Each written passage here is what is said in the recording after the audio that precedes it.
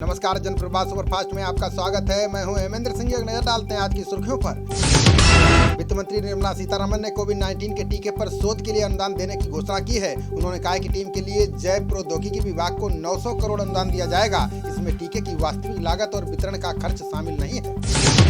वित्त मंत्री ने किसानों को 65,000 करोड़ रुपए के उर्वरक पर सब्सिडी देने की घोषणा की है। निर्मला ने कहा कि किसानों को ये लाभ आगामी फसल के दौरान मिलेगा। वहीं गरीब कल्याण रोजगार योजना में 10,000 करोड़ रुपए का अतिरिक्त प्रावधान किया है।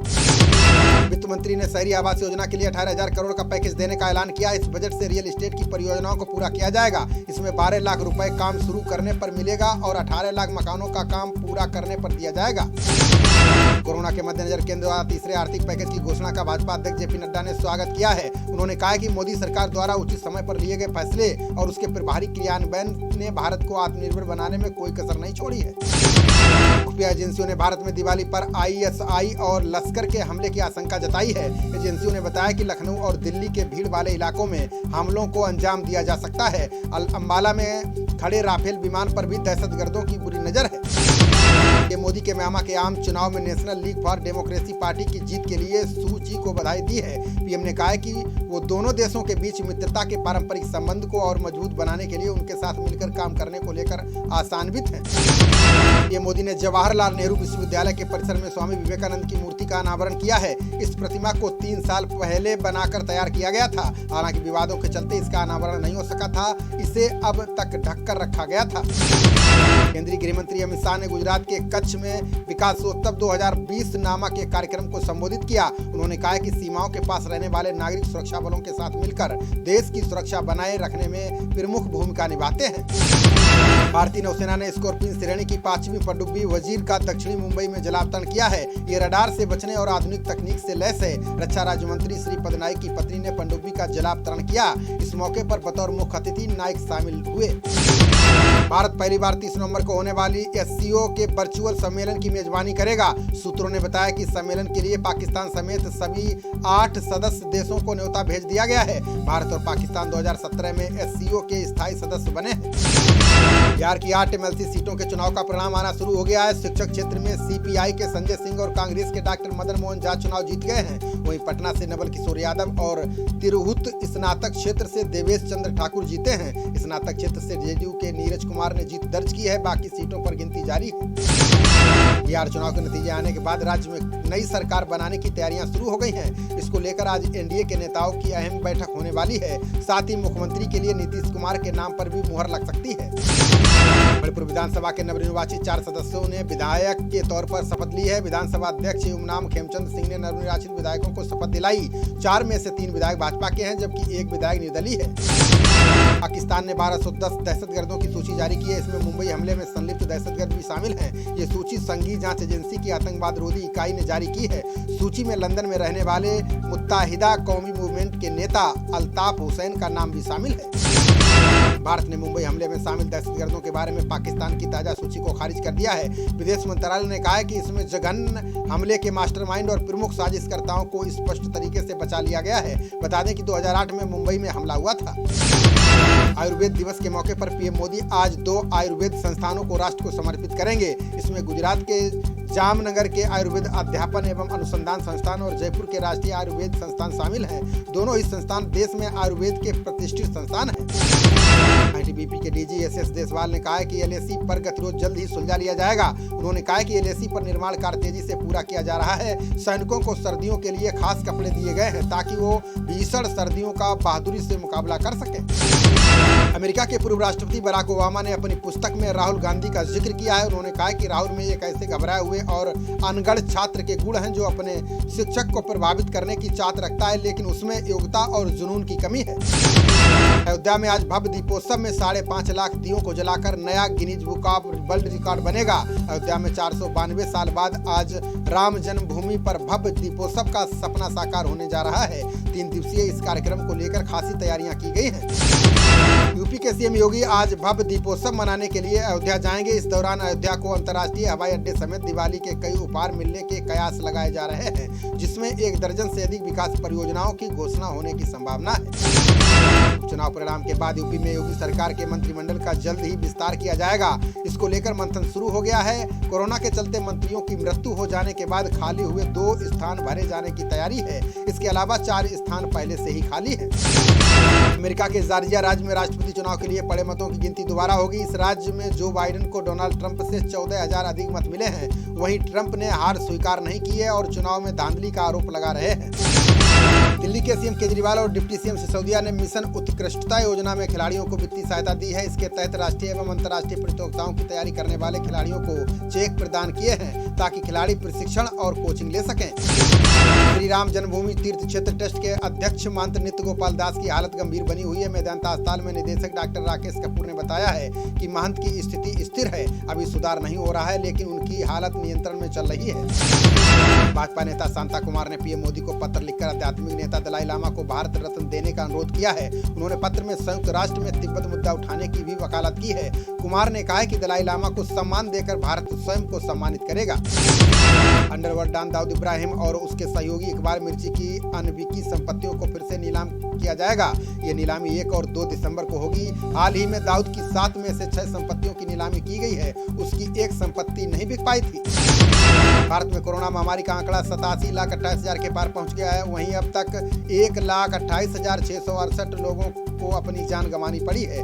देश में पिछले 24 घंटे में 44,879 नए केस सामने आए हैं, जबकि 547 लोग कोरोना से जिंदगी की जंग हार गए हैं। दुनिया भर में कोरोना मरीजों का आंकड़ा 5,30,00,000 के पार हो गया है, जबकि अभी तक 12,98,000 से ज्यादा लोग अपनी जान गंवा चुके हैं। रात की बात यह है कि इसमें 3,71,00,000 से ज्यादा लोग ठीक हो चुके हैं। वहीं अमेरिका में संक्रमण की रफ्तार बढ़ गई है। सुशांत सिंह राजपूत के मामले में जांच में जुटी एनसीबी ने अभिनेता अर्जुन रामपाल पर शिकंजा कस दिया है। एनसीबी ने ड्रग्स से जुड़े मामले में अभिनेता के दोस्त पॉल बार्टेल को गिरफ्तार किया है। बता दें कि एनसीबी ने आज रामपाल को तलब किया है। अधीर रंजन चौधरी ने कहा है कि जो लोग टीएमसी में समस्या का सामना कर रहे हैं वे कांग्रेस में लौट आएं। राज्य के मंत्री और टीएमसी नेता शुभेंदु अधिकारी पार्टी के बैनर के बिना पूर्वी और पश्चिमी मिदनापुर जिलों में जनसभाएं कर रहे हैं। इसके बाद चौधरी की यह टिप्पणी आई है। अमेरिका की वरिष्ठ अधिकारी एलिसा आयरस ने बताया कि नवनिर्वाचित राष्ट्रपति जो बाइडेन भारत अमेरिकी रिश्तों के समर्थक रहे हैं। उन्होंने कहा कि बाइडेन प्रशासन नई दिल्ली के साथ रक्षा सुरक्षा सहयोग को प्राथमिकता देने की नीति को बरकरार रखेगा। केरल के तिरुवनंतपुरम में 4 ईरानी नागरिकों को गिरफ्तार किया गया है। केरल पुलिस ने बताया कि ये गिरोह मनी एक्सचेंज केंद्रों पर डाकघरों पर लोगों को ठगी का शिकार बनाते थे। इस गिरोह में 24 लोग शामिल हैं। इनको पकड़ने के लिए पुलिस की टीम छापेमारी कर रही है। चीन ने हांगकांग के 4 विधायकों को विधान परिषद की सदस्यता से अयोग्य घोषित कर दिया है। चीन के इस फैसले की अमेरिका ने कड़ी निंदा की है। अमेरिका के राष्ट्रीय सुरक्षा सलाहकार रॉबर्ट ने कहा है कि चीन ब्रिटेन संयुक्त घोषणा पत्र में हुए समझौते का चीन उल्लंघन कर रहा है। मुख्यमंत्री नीतीश कुमार ने चिराग पासवान को लेकर बयान दिया है। उन्होंने कहा कि एनडीए में एलजेपी के बने रहने के बारे में केवल भाजपा ही फैसला कर सकती है। बता दें कि लोक जनशक्ति पार्टी ने इस बार एनडीए से अलग होकर चुनाव लड़ा था, जिससे जेडीयू को नुकसान उठाना पड़ा। तेजस्वी यादव ने एनडीए पर कई आरोप लगाए। उन्होंने कहा कि एनडीए ने छल से बिहार चुनाव जीता है। भाजपा ने 19 लाख नौकरियां देने का वादा किया है। अगर 5 महीने में ये वादा पूरा नहीं होता है तो आरजेडी सरकार के खिलाफ अभियान शुरू करेगी। कांग्रेस नेता तारिक अनवर ने कहा कि हमें बिहार चुनाव में हार की सच्चाई को स्वीकार करना चाहिए। पार्टी को आत्मचिंतन करना चाहिए कि चूक कहां हुई है। कांग्रेस के कमजोर प्रदर्शन के कारण ही महागठबंधन की सरकार बिहार में सत्ता से बाहर हो गई। हम प्रमुख जीतनराम मांझी 4 सदस्यीय विधायक दल के नेता चुने गए हैं। इस मौके पर उन्होंने कहा कि कांग्रेस के नवनिर्वाचित विधायकों को राज्य की प्रगति के लिए एनडीए में शामिल होना चाहिए। नीतीश कुमार अकेले ऐसे व्यक्ति हैं जिनके नेतृत्व में बिहार का विकास संभव है। ऑस्ट्रेलियाई पीएम स्कॉट मॉरिसन ने दीपावली की शुभकामनाएं दी। उन्होंने कहा कि इस त्योहार से मिलने वाला सुख और शांति का संदेश इस बार महत्वपूर्ण है। पूरी दुनिया कोरोना वायरस से जूझ रही है। संकट की इस घड़ी में सभी को एकजुट होकर इसका सामना करना चाहिए। निमोनिया से निपटने के लिए केंद्र सरकार ने 3 महीने का विशेष अभियान शुरू किया है। इससे महत्वपूर्ण लक्षणों का समय पर पता लगाने और इलाज में मदद मिलेगी। सरकार का लक्ष्य 2025 तक निमोनिया से जान जाने वालों की दर घटाकर प्रति 1000 में से 3 से भी कम करना है। मध्य प्रदेश के चर्चित कंप्यूटर बाबा की मुश्किलें और बढ़ गई हैं। प्रशासन ने संगीन धाराओं में नया मामला दर्ज किया है, जिसके बाद जेल में ही उनकी गिरफ्तारी की गई है। बता दें कि अवैध रूप से बनाए गए आश्रम को ढाए जाने के दौरान उनकी गिरफ्तारी की गई थी। त्योहारी सीजन होने के बावजूद दिल्ली पुलिस ने सराहनीय काम किया है। पुलिस ने आईजीआई एयरपोर्ट से लेकर दक्षिणी दिल्ली अस्पताल तक 18 किलोमीटर लंबा ग्रीन कॉरिडोर बनाया, जिससे हृदय प्रत्यारोपण का इंतजार कर रहे मरीज तक महज 17 मिनट में दिल पहुंचाया गया। राजस्थान के कई नेता कोरोना की चपेट में आ गए हैं। इसमें पूर्व डिप्टी सीएम सचिन पायलट, सहकारिता मंत्री उदयलाल और भाजपा विधायक कालीचरण सर्राफ शामिल हैं। मुख्यमंत्री अशोक गहलोत ने ट्वीट कर सभी नेताओं के जल्द स्वस्थ होने की कामना की है। पेंशन भोगियों को अब जीवन प्रमाण पत्र जमा करने में बेहद आसानी होगी। डाकिये घर जाकर ऑनलाइन दस्तावेज जमा करने में मदद करेंगे। इस सेवा के बदले शुल्क लगेगा। ये सेवा सभी कर्मचारियों के लिए उपलब्ध होगी। दिल्ली सरकार दीपावली पर 2500 दमकल कर्मियों की तैनाती करेगी। दिल्ली में पटाखों की बिक्री और इस्तेमाल पर पूर्ण प्रतिबंध के बाद भी अग्निशमन कर्मियों के अवकाश रद्द कर दिए गए हैं। सरकार ने ये कदम किसी भी तरह की आपात स्थिति से निपटने के लिए उठाया है।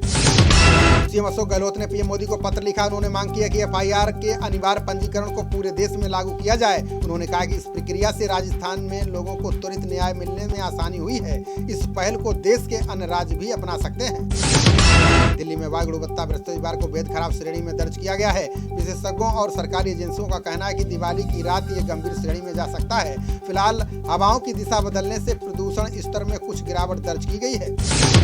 पश्चिम बंगाल भाजपा प्रभारी कैलाश विजयवर्गीय ने ममता सरकार पर निशाना साधा। उन्होंने कहा कि दिलीप घोष के काफिले पर हमला ममता सरकार की नाकामी को दर्शाता है। बंगाल में कानून व्यवस्था पूरी तरह से ध्वस्त हो चुकी है। बिहार विधानसभा चुनाव के परिणामों से लगे धक्के से ममता बनर्जी बौखला गई हैं। बीसीसीआई ने अगले साल होने वाले T20 विश्व कप के लिए कमर कस ली है। बीसीसीआई के सचिव जय शाह ने कहा है कि T20 विश्व कप की सुरक्षित एवं स्वस्थ मेजबानी के लिए बोर्ड प्रतिबद्ध है। इसके लिए वह कोई कोर कसर नहीं छोड़ेगा। कप्तान विराट कोहली की अगुवाई में भारतीय क्रिकेट टीम ऑस्ट्रेलियाई दौरे पर सिडनी पहुंच गई है। भारत की 25 सदस्यीय टीम को शहर के बाहरी क्षेत्र में 14 दिन तक पृथकवास पर रहना होगा। हालांकि इस बीच भारतीय टीम को अभ्यास करने की अनुमति होगी। ऑस्ट्रेलिया ने भारत के साथ होने वाली आगामी टेस्ट सीरीज के लिए अपनी टीम का ऐलान कर दिया है। ऑस्ट्रेलियाई बोर्ड ने 2 प्रैक्टिस मैच के लिए ऑस्ट्रेलिया ए और 3 टेस्ट के लिए 17 सदस्यीय राष्ट्रीय टीम का ऐलान किया है। बोर्ड ने इसमें कई नए चेहरों को भी मौका दिया है। खबरों का सिलसिला जारी रहेगा। देखते रहिए जनप्रवाद। नमस्कार।